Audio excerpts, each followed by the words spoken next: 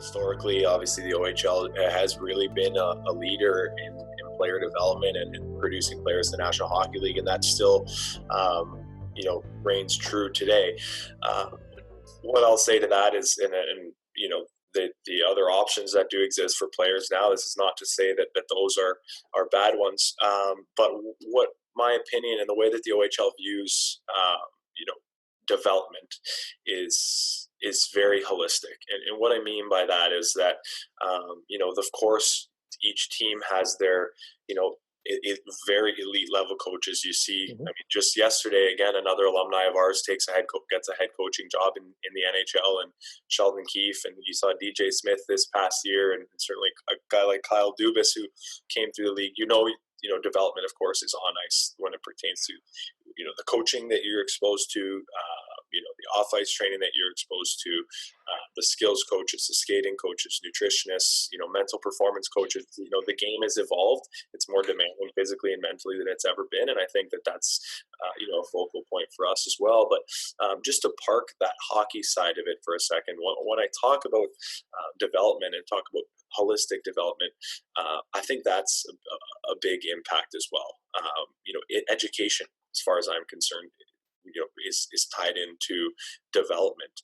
Involvement in your community is tied into development. These are all expectations that are upon players at the next level, and frankly, being exposed to it at this age is huge. I joke, but having a 16-year-old walk into an elementary school, or 17, 18-year-old walk into an elementary school to a team or a gymnasium full of grade threes that don't know the difference between you and Connor McDavid, and you're going to deliver a speech or do a seminar.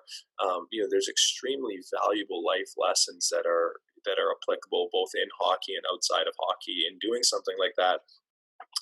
And then the programs that are in place as well. I think that, the access to information that the players get, whether that's social media training, a very in-depth partnership with the Canadian Mental Health Association, the partnership with the Canadian Center for Ethics in Sport, respect for women policies. And we've really been, in a lot of ways, a leader in that.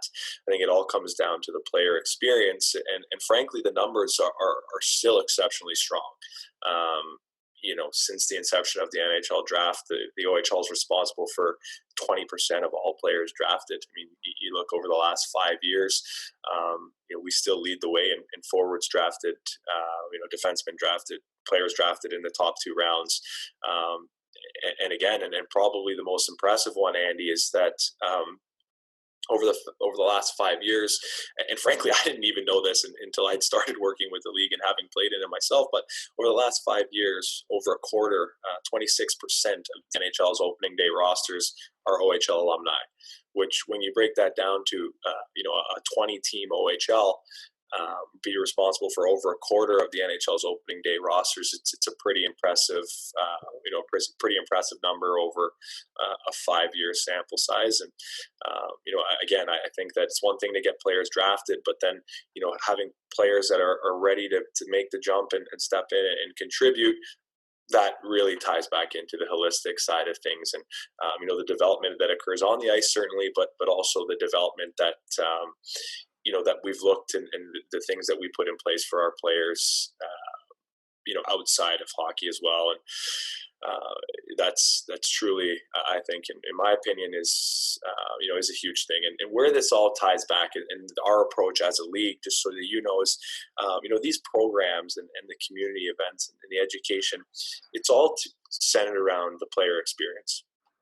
And why that's important, people say, well, what about the player experience? It's a business. Well, the reality, Andy, is that without an exceptionally strong player experience, we don't necessarily get the elite players. Without the elite players, it becomes a business thing very quickly. And so these are all things that we put in place to make sure that we're setting our players up for success on the ice. But more importantly, we want to make sure that they're set up for life after they leave our league, whether that's taking the scholarship and going to policing, whether that's going to university and getting a degree, or whether that's continuing their hockey careers at the National Hockey League or professional levels.